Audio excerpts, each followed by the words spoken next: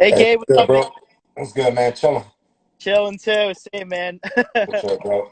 Yeah, I'm over the pandemic. I'm tired of working and being at home Yeah, all day every day. I need to get out and see boxing again. for sure, man. For sure. I just finished up a workout right now, man. So that's like what I've been doing to stay busy, just working out, putting the road work in, So It's I might awesome. I might actually fly out to Philly this weekend, I think. Oh yeah, cool. Yeah, man. Just catch up with the family. Yeah, you're actually coming at the right time because like the weather's getting nice here. It's starting to warm up. Yeah, yeah, That's all. for sure. For sure, man. For sure. All right, It's, so it's yeah, so I'm gonna do an intro, even though everybody knows you, but I just like for to do sure. it. No doubt. No doubt. No doubt. This is King Gabe Rosado, 25, 12-1 with 14 knockouts. Pleasure to have him. Thanks, Philly man. too. Yeah. Yeah, yeah, Thank. for sure. So if you can let everyone know, what part of Philly are you from? Man, I'm born and raised in North Philly, bro. Great city. Big, big Philly fan when it comes to sports. You know what I'm Dave. saying? Philadelphia, Phillies and the Sixers and the Eagles and all that, man. So I really didn't get too caught up with the hockey No. stuff, man. But no, Yeah. no, no. You know what I mean? But yeah, man. I'm just a Philly kid, man. Been out here in LA for about 6 years, man. But I'm in and out. I'm in Philly like every other month, man. This is actually the longest I've been, that I hadn't been in Philly, man. I think it's been like damn since probably December or something like that. It's crazy. Wow. Okay. Yeah, man. And it's just because of what's going on with the, pandemic and everything like that, man. So I usually go out there every other month. Okay. Yeah. Yeah. No, I would have did the same thing as you too because I am so tired of these winters here in Philly. I cannot take it. It's colder here. Yeah, for sure, man. I can't do the winter out there no more, bro. I'm tired of it. Uh, All right, cool. So we're gonna get into the fun stuff now. So you had a very unique early boxing career too. So if you can let everyone know, like, what age did you start boxing at as a kid? I actually started boxing late, so which is rare. Usually fighters that fight on a world class level start at the age of about 10, some even younger. But I picked up at the age of 18. So, it was just I was, growing up in Philly, tough city, so I was good with my hands and I was always a fan of the sport. Mm-hmm. Um, so, to get into boxing, it was something that kind of came natural to me. And I was able to pick up fast and, we went pro in a year. So by the age of 19, I went pro. I started at 18, had about 11 amateur fights, and then I went pro. Oh, okay.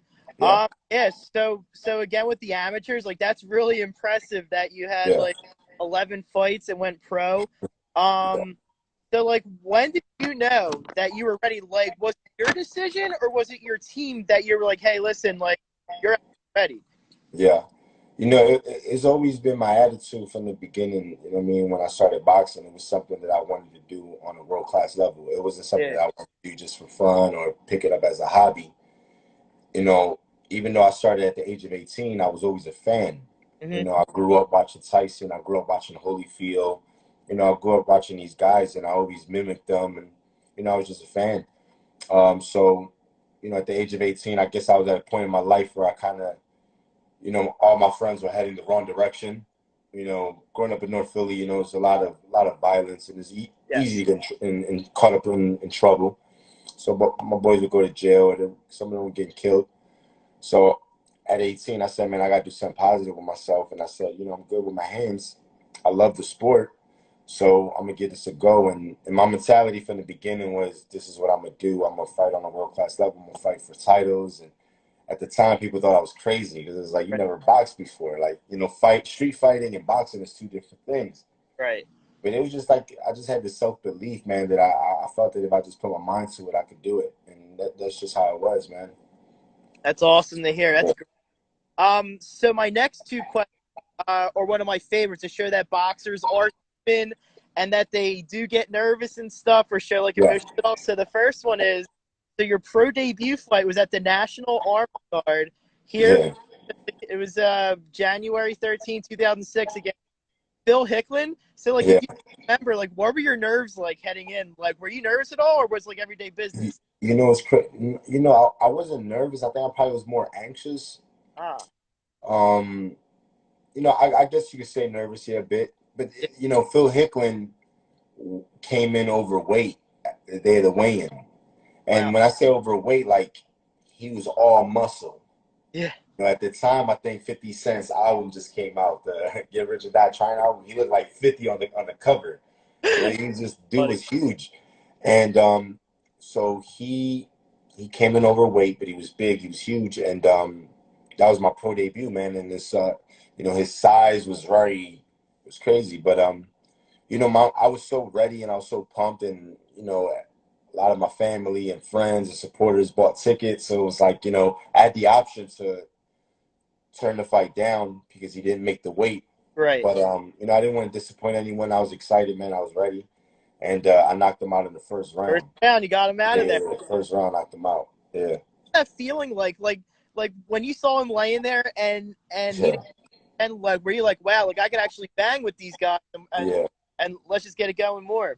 No, it's funny because like when I first started boxing, my mentality was I always wanted to like land that knockout punch. So Yeah, I always went for the kill, even in sparring. I never, you know, once you get seasoned, you work on your craft, and mhm, really the sparring is more just to learn and sharpen your skills. But when I first started, I knew nothing of craft and nothing. My whole mentality was like just seek and destroy, right? So like I expected to knock him out because that's how I would treat sparring. So when I was getting ready for the fight, I would hurt all my sparring partners because I would never spar light. I yeah, was always going for the kill, like I was always on go. So, with time I began to get, pick up some my craft, my skills, and then I was able to kind of just work on things. But in the beginning, I was just on go. It was just big right hands all day. that's Yeah, all. for Uh, sure. so my next question, so you started out 5-0. So this is the only time I'll ever probably bring up something negative. So I Yeah, wanted to talk first loss, just to show that boxers are human. So you lost against Chris Gray in your first six yeah, rounds Horizon in yeah. 2006. So like, were you like pissed off, or were you just ready to get back into the gym just move on? You know, that fight. That fight was is a funny fight because the thing is that I don't know how the guy won the fight. He ran the entire fight, Yeah. and I was the aggressor. I was the hometown guy. He was from I believe he was from Florida, Oh, and I clearly thought I won the fight. And then he got the decision, which shocked me. And it's Philly, man, and the fans let him have it. So like beer started coming flying into the ring, bro. Like security had to like the cops had to cover him. oh my It was God. it got crazy, man. Like the fans weren't happy, and if you lose a fight, Philly fans are gonna let you know you Of lost. But course. like Yeah. they were rocking with me, bro. They thought it was a bullshit decision. So I was disappointed because I couldn't believe they gave me the L in my hometown because I was 5-0 at the time, and I Yeah. think I was 5-0 with about I think I They think had I was like, 5-0 with 3 knockouts or yeah. 4 knockouts. So it was just a shocker to me. I thought I won the fight, but the judges gave it to him, and I was upset, but I got right back, to the drawing board, and we worked on some stuff, and we just kept it moving. Yeah. Yeah, So one thing that I love and respect about you too. So like early on, you were managing a full-time job and all. Like, yeah, I'm a big follower of yours too, so I always see on Instagram that you always bring up that was like some of your happy times with like the yeah, grind. So like, if you could yeah, tell people, because like obviously like people think that boxers are making like these six-figure checks early on, but could you just yeah, maybe educate them and say that you were yeah, like managing a job and you also had to sell tickets exactly. for fights? Yeah, exactly. Well, the thing is that being that I started late, I didn't have I didn't have a management or a big promoter where, usually when a guy has a big amateur background Yeah. and he's, you know, he has the potential to be a world champion, he's taken care of, Hmm. you'll get a big signing bonus. He'll get a monthly salary, you know, so he'll be taken care of where he doesn't have to worry about working or struggling. Where he's Yeah. his job is just boxing full time. But I didn't have that luxury, you know. So with me, it was like it was just off the muscle. So I didn't have the management, I didn't have the promoters because no one knew who I was. I only had 11 amateur fights, so I had to work. So I had all types of jobs, man. I worked with the water main, putting water mains in the ground, and then Home Depot graveyard shift. And during these jobs, I was good. You know what I mean? I never Yeah. complained. I had no problem going to work.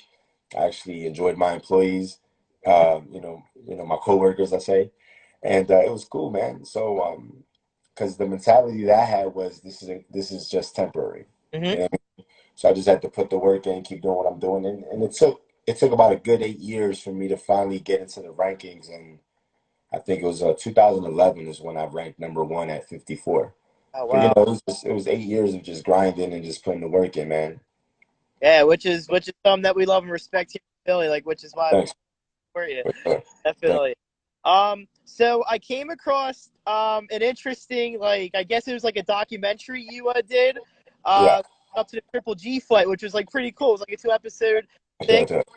So like if you could educate people too, so like you fought Triple G at a time where like well obviously we know your mentality that you don't care who they are, you just want to fight them. So like Yeah. how come to fight Triple G? Say it again. I'm sorry, yeah, there's like Yeah. planes here flying No, by. it's all good. Yep. So like, how did that opportunity come about when you were fighting Triple G? Triple G. Yeah. So the way that happened was I ranked number one at 54, and that was the year where I went on a run on NBC Sports. Yeah. I knocked out Carraz, Whitaker, and Sagun Pao, Hmm. and it ranked me number one, where I was able to fight for a world title at 54. But then HBO approached us with the fight against G, which was moving up in weight, and it was world title fight, HBO, Madison Square Garden, which is a fighter's dream. You know Yeah. what I mean? So my mentality was like, man, let's go, let's do it. You know, the smart thing to do would have been take your time because obviously with experience you learn, and Right. I think the smart thing would have been for me to get my shot at the world title at 54, which I think I would have clearly won. It was Yeah. K9 who he was up there in age, and I'd have beat K9. But it was just like that whole thing of challenging myself, and it's just how I kind of like treat it. It's just like I want to challenge myself. No one wants to fight this guy. He's an Olympian. He's a champion. And they even tried to give me a catch weight, and I turned it down. I said, no, Right. I'll fight him at middleweight. So, in a way, it's like I came up short, but in a way, I kind of won over the audience at that point because it was kind of like, all right, with Gabe Rosado, you're gonna get, he's gonna put it all on the line. So then, from there, it's just, we just been fighting on a world class level since. But yeah, that's how it came about, man. It was just getting that number one ranking and then just getting the opportunity with HBO. Yeah. And like the one thing I like about you too, Triple G seems like the most like nicest guy. So like he was like trying to be friendly with you at the weigh-in, and then you always like the mean mug and try to intimidate. Yeah, Yeah, yeah, yeah, I love yeah, yeah, yeah. Because style. it was just, I mean, it's fight mode, But Yeah. once all that's said and done, man, everything's all good. But in the moment, it's fight mode Yeah. Of course. for sure. All right. So my next question I have, so obviously we could sit here for hours and talk about this, but like, give me your best like recap. So like obviously like you have a really great resume in boxing Yeah, when you like look at your records and who you fought and stuff. So like if you like a of like what you've taken out of fighting Chocolate, you and also Carlo, like what have you taken out of fighting them? yeah. Man. I think obviously all these fights are tough fights. Mm, One thing about me is like my record is definitely not padded. It's a right. record where it's a tough schedule where even world champions don't fight top guys back to back. Yeah. So it was a tough schedule, man. But it's just one of those things where it makes you or breaks you. You know what I'm Yeah. saying? You can give in or you can just kind of keep pushing. I think it just made me a better person. You know what I mean? And just like pushing yourself to the limit. And just seeing how far you can go. I think now the advantage I have now with I have a new team now. Freddie Roach is my trainer, and I think the advantage now is being that I'm healthy Hmm. and I had the experience. I think now it's just a matter of kind of like using that to my advantage now and Oh, going to these fights with not just having that experience, but having a coach that's a legendary trainer who mhm. has a great game plan. He comes to my gym and we work out. I was just with him a few hours ago. Oh, where are Oh, you? yeah, he was just here about he's at my gym about 2 hours ago. Oh, Yeah, nice. so we work and just being with a coach like that understands what it takes to get to that level. I think it just adds to the fact that, I'm experienced, I'm seasoned, I'm a veteran, I know what to do. And I still got pep in my step, man. So I'm still ready, and I'm healthy. So, I think those tough fights are gonna um pay its dues going into these next fights coming up, Oh, yeah. whatever fight that may be. Yeah. Definitely. And then so you made the switch last year to Freddie Roach. Like Yeah. how has that been? Because obviously Freddie's trained like literally Yeah. everyone. So what's it like to have him now? Yeah. Well, Freddie, I've known Freddie since like 2011 because when I did the run on NBC Sports, Freddie was the commentator of those fights. So I actually did camp at Wildcard for one of those fights. Oh, okay. So, me and Freddie already had, a friendship going on. And then, I was with my trainer from Philly, Billy Briscoe, was a great trainer. When it comes to boxing, man, he taught me a lot. Hmm. But it was just time where I needed to change. I needed to switch. At this point, I don't need nobody to show me how to fight. It's more of just kind of like, you know, it's just more of the mental aspect of having a game plan and things like that, man. And I just feel like Freddie's just one of the top guys when it comes to that. Oh, for sure, hands down. I think it's a good change too, and it's also going to do you great in the long run too. For sure, no doubt. And then I have a great deal of respect for Freddie, and that's always important for a fighter and a trainer to have that respect factor. So, with Freddie, man, it's just 100. It's just strictly business, all Mhm. boxing, pure boxing. That's cool. That's awesome. Yeah, And then I'm working a little bit with Ed Hearn too. So what has that yeah, been to be on a few of his cards now? And what is your yeah. relationship then with Eddie? Yeah, I've actually been fighting for Eddie, man, my last 4 fights, I believe. Yeah. Last 4 or 5 fights. So he's pretty much been my promoter for like the last 2 years now. You know what I mean? And Eddie's dope, man. You know what I'm saying? Eddie's a cool dude. He's young, so he thinks outside the box. It's not your traditional old school type of promoter. It's a promoter that wants to think outside the box. Hmm. So it's fun. It's fun working with a guy like that. We're working on a few things right now. I guess we're just waiting on dates Yeah. as far as because we have the pandemic going on, and then we have the protesting, and there's a lot going on in the world right now. So I guess that's holding back the date, but you know, I'm hoping late July or August. Yeah. Me and Eddie, I have one more fight with the Zone Oh, okay. under Eddie Hearn. So the fight we're working on is creating the Jacobs fight. Yes. Yeah, Once. yeah, for sure. Yeah, man. So I think it's definitely gonna happen, man. It's just the only thing that's just holding it back is just everything that's been going on, kind of, So, but other than that, man, I think that's the fight that's gonna happen. Yeah, I feel like probably late July or August is probably going to be perfect because like a lot of the club fights here, like the ones that Joe and also Russell and also shout out, like she's supposed to have the Phil Yeah, card, so we're hoping maybe August. So we'll see yeah. that. Yeah, Yeah. for sure. And what I hear is, obviously, I think it's going to be no audience. So Uh, it'd just be TV. But I guess Eddie Hearns has some ideas as far as fireworks and yeah. Oh yeah. Of course. to substitute for the crowd. Because his idea is to do this in his garden And it's a state of London. I don't know if you've seen it. Yeah. Like it's called Fight Camp or something like that. Ah, So, I like the idea, man. And it's funny because my last fight was actually in an empty arena right. due Yeah. to, due to the riot that broke out Yeah. That with was crazy. Jacobs and Chavez, and it was ridiculous. I didn't know what was going on. I'm thinking like, am I still gonna fight? Are they Yeah. gonna cancel this? Like, what's going on? And it got to the point where I literally didn't want to fight. I was in the locker room for hours, didn't have a meal, so Yeah. I'm getting exhausted. It's crazy.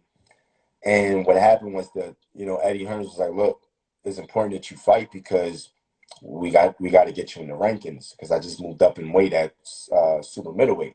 Uh-huh. In order for us to get you a title fight next or whatever, we need you to get a win. So it was just something where I just had to be professional, man, and get it done. And it was the weirdest thing, bro. Like That was it's insane. fighting in front of an empty arena was just weird, man. But I Yeah. had to do what I had to do. Yeah, I didn't even think about your mindset either because, like, I can imagine because you're like warming up the back and then you see like chaos on the TV monitor and then you got to go out there at the arena and fight. That must have been. Well, the whole thing got screwed up because I was supposed to come in early into the TV slot, but my opponent was a last minute replacement because my original opponent got in a motorcycle accident. Okay. So I think it was about 10 days to the fight. They gave me a replacement. Yeah. It changed the slot of the TV. Gotcha. It was just all crazy, man. Yeah. Yeah. That's that's one of the Yeah. crazy things. So my next question I have for you, so like a lot of the followers that have followed the show wanted me to ask you this. So how did you wind up on the show Creed? I mean, the movie Creed, which Yeah. filmed here in Philly, and how hype were you to actually be Yeah. interested in that? Man, it's crazy how that played out. So, um, I was in Miami, and an agency calls me, and they're like, um, "We like to meet you here in LA. We think you have a good look for acting, and blah blah blah." So I said, "All right, I'll fly out there next week. We'll meet up, whatever." So I fly out there next week, kick it with these agents, and I figured I saw opportunity, so I said, you know what, I'm gonna stay. I got an apartment in Los Angeles for the year. Yeah. I'm gonna just see how this plays out. Uh, it didn't work out with me and his agent at all, right? So within 4 months of me being in Los Angeles, I'm in the gym and I get on this treadmill and this guy recognizes me. I didn't know who the guy was. He was the choreograph guy for the movie Creed. Uh-huh. And he's like, yo, Gabe, he knew who I was, and he's like, hey, Gabe, you're a great fighter, man. I think you're the perfect guy for this movie. I don't know what he's talking about. He tells me Creed. I don't, I'm just going along with it. So I give him my number. He calls me a week later, and he's like, hey, can you come to Warner Brothers studio? So I go to Warner Brothers, and then when I go to Warner Brothers, Michael B. Jordan and Ryan Coogler Man. are there. And so he has us do some lines, and we do a face-off. And then Ryan Coogler's like, yeah, man, you're the guy. You're the guy. And I'm like, oh shit. So next thing you know, I call my mother, like, you're not gonna believe this. My first movie is shooting back in Philly. That's awesome. So it's like kind of like, yeah, it was wild, right? So yeah, man. So I shot in Philly for about a month. So it's crazy, man. Just 4 months of being in Los Angeles, the first movie was back in Philly. Yeah. Wow, yeah. Yeah, that was so funny because I went to go see it. So I live in the Northeast. So I went to the Grant movie theaters, and like, they're like showing this guy with all the tats fighting, and then they show Leo. I'm like, that looks exactly like Gabe. And then like I was watching more, I was like, oh my god, Gabe's in the Yeah, movie. yeah, yeah. Funny. Yeah, man. Yeah, man, it was dope. And with that, I got some other opportunities in film. So I ended up doing the show Kingdom with Nick Jonas, and that was dope. And I Okay. was actually a big fan of that show. So when I got the call to be on the shows, I was kind of excited about it because it's actually a really good show. And it's Frank Grillo's in it from the Purge. Mhm. So that Yeah, was, man, yeah. that's So that's cool. just, yeah, that's just how it played out, man. Yeah. Now, like when you had that fight scene with Michael B. Jordan, like, did you accidentally let one slip, or was the shadow box him? Did you hit him You, by accident? no, me and Mike, we worked on that fight scene for about a good month, man. Every day Wow. working on it for hours. So we had that fight scene down to a T. And the thing is that that scene, that fight scene with us, there's no cuts. Oh, You, wow. Yeah, yeah. so it's just a straight shot, one camera. And so it's, the round starts, it's the whole entire round, and then the camera then goes to the corner and it backs up and it goes to my corner and then boom. Mhm. So you can't make no mistakes because it's rolling. Yeah. Yeah, so like, we had it down to a T, man. So it was dope. It was to the point where we had it so good where we would actually throw our shots and my punches would graze him and he grazed me too, Yeah. but we already knew what was coming, so it just made the effects look like, it just made it look more like an actual fight.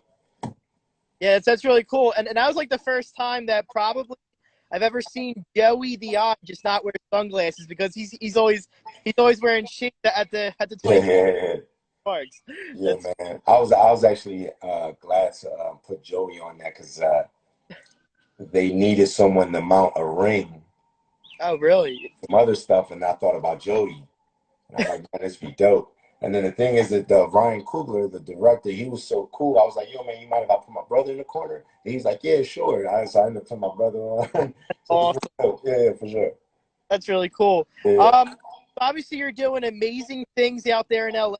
If you could let the people know that don't know, but you own a gym, so yeah, like first open that, and what are some things that you do in the gym? So obviously you train in there, but like, what are some of the things you do for like the customers that want to come in? for sure. So my gym, I actually named it after my hood, Badlands. Badlands. Yeah, Badlands, man. So I named it Badlands, and pretty much is a gym where it's open for everyone. It's a class is 35 for a class. You can go online, book a class. You can book a monthly membership or whatever, and it's a class of 45 minutes.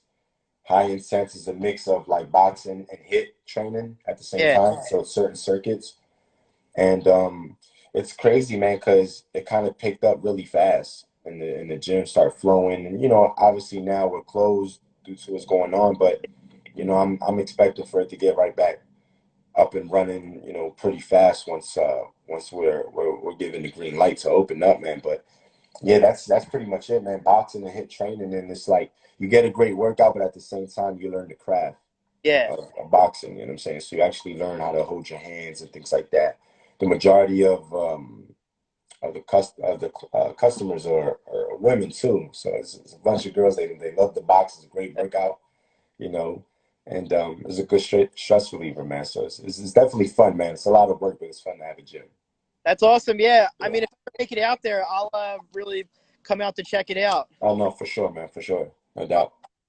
Um, all right, and then And so my goal is to have one in Philly. the one in Philly. Yeah, I Okay. definitely want. I definitely want. The whole goal is to have a chain, of these gyms and make Badlands kind of like that a home name.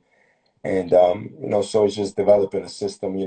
Right now it's starting in LA and it's great and it's doing good. So I could definitely see it being something great in Philly, man. So I definitely want to put one out there. Oh yeah, for Yeah, sure. for sure.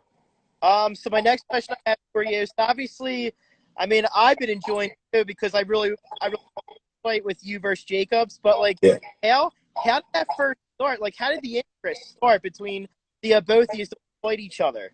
It started because I'm trying to think. It was just some comments he had made on a YouTube interview or something like that, and then I responded back and I called him a bootleg Andre Ward. Um, I don't think he liked that. And my thing with Jacobs is this, like, Jacobs is a guy that um he just comes off really arrogant and Hmm. cocky, and people don't know him the way I know him.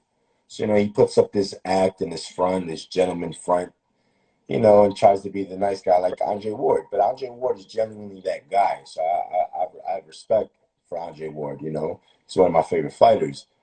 But with Jacobs, man, to me, it's just the act. It's a gimmick, man. So, Yeah. he acts a certain way when he sees me, but then he talks crazy behind my back. So it's genuinely we don't like each other. I mean, I don't hate the guy, but I don't like him. So Right. so Gotcha. yeah, and it just comes from that. It just comes from where just being an arrogant dude. I just find him arrogant. Yeah. Yeah. Yeah. I mean, obviously, we heard that you guys are probably going to fight next. Obviously, with the pandemic, we can't all things, but I thought that the Barclays Center would have been perfect for the Yeah, both these sure, fights. for Like sure. yeah, since he's from Brooklyn and Yeah, you're from, that would have been oh, awesome no doubt, there. no Yeah, doubt. And one of the arguments I had with him was, he he tried to, he tried to downplay me as far as saying like, what do I get out of fighting you? oh, And I said, bro, first of all, you don't even sell out your hometown. I'm saying, and I fought in Brooklyn. I fought in the Barclays Center. I believe the yeah, year it opened up against a foreigner who never fought in the States, and no one knew. He never, he was never televised in the States, and it was yeah. sold out in the Barclays Center. It was sold out. It was crazy. And I'm like, you can't do that. So I'm like, at the end of the day, bro, you can say all you want, but fans are always going to come see me fight. The fight in Philly against Selecki was crazy. I Yeah. think we had fans screaming out Rocky in the ninth round. It was crazy. It was nuts. Dude, I didn't even think that he was even gonna get up when you go put. Honestly, bro, the ref should have definitely stopped that Yeah, fight yeah, in the yeah, no, set. The well, man, the man, the man took a knee, turned his back on me, and yeah, crawled away. As any fighter that goes, when you go down and you take a knee, you have to be responsive that right. you're still good to go. But when you're turning your back on a guy and you take a knee and you crawl away, that's what I mean, you're Oh, giving in. So I actually thought the ref was gonna stop the fight. The fact that he didn't, and here's the crazy shit. That ref is the same ref from the movie Creed. So it's like we had history together, bruh. yeah, Like, I mean, true. you could have did me, you could have did me, you could have gave my just dues. But it is what it is. But it was a great fight, man. It was a great fight. Yeah, that was a hell of a fight, and that was Yeah, the crowd was so into it. It was just incredible. yeah, it was And all, crazy. like, I got off on a slow start in that fight, and the crazy thing is, in that fight, I went to Philly to do camp. And in Philly, it was like a blizzard had hit, and it was like snowing, and it was yeah. crazy, and I couldn't get into that rhythm. So I ended up calling my trainer at that time, and I was like, "Yo, we're gonna switch camp. We're gonna go back to LA."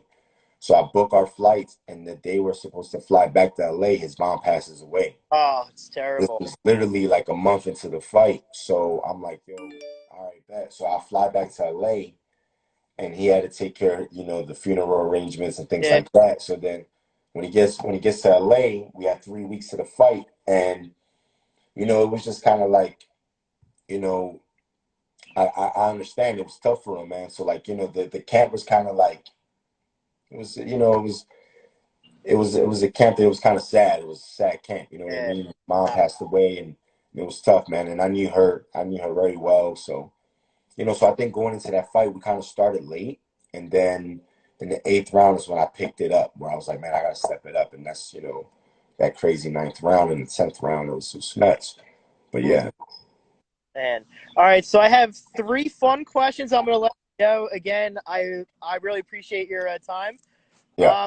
So the first one is, if there's a movie made about your life and boxing career, who would you want to play yourself? Shoot, I mean, man, I don't know because it would have to be like a younger actor, man. So I'm not really familiar with the new actors right now, man. But I don't know. Mark Wahlberg's pretty dope, but he's too old. I said Mark Wahlberg's pretty dope, but he's too Wahlberg, Marky Mark. too Yeah, old. I mean, I don't know. I would actually like to play myself. yeah, that I should would be. actually like to play myself. So I had two in mind, and let me know what you think. Yeah. They could give acting lessons to Nate Diaz, or to Tom Hardy could have play it. What do you think? Oh, Tom Hardy's dope. I don't know about Nate because Nate has He's got that Stockton, California accent really strong. So I don't think he'd be able to pull it off. yeah, But no. yeah, yeah. All right, so my next one I got. So what are your top five Philly fighters of all time? My top five Philly fighters, and this is not in order. It's just off the top. Okay. It would be Bernard Hopkins, Yeah. um, Danny Garcia, uh, Joe Frazier. I go with Joe. Uh, Mildred Taylor, Hmm. And then, man, my fifth, ah, that's tough. Yeah. You know, man, Philly got a lot of a lot of up and comers right now, man. I like the kid Ennis. I think Ennis is gonna be dope. Jaron Ennis, yeah, Yeah, he's. yeah, I want yeah, him to fight Crawford soon, bad. yeah. He's dope, man. I like watching him. I like watching him fight, man. And his father's mad dope. And I fought his brother. Yeah, Yeah, which was Derek. yeah, Yeah. yeah. We fought in man, where was it? The 2300 arena. It Hmm. was a crazy fight, crazy fight. Yeah, Yeah, they have such a great family, and they are super nice. Even if you see them at the Temple fights or even at the yeah, 20, they are so cool to talk to. Like they are the guys to ever interact with. yeah. And I think Ennis is definitely like the next guy that's gonna come out of Philly. I Hmm. mean, just he has the boxing pedigree. He has his brothers who, they were both pros, his father. So, Yeah, he got a good team around him, man. So I think he's definitely gonna be the next one up. for sure. Yeah, Yeah. for my top five, I mean, you were on there, of course. I mean, Oh, bet. I know you're a Well, I home. would say me for five, but I mean, I'm not gonna vote for myself. I know it's fine. Yeah, for sure. Nobody's even gonna judge you. No, Yeah, it's all good.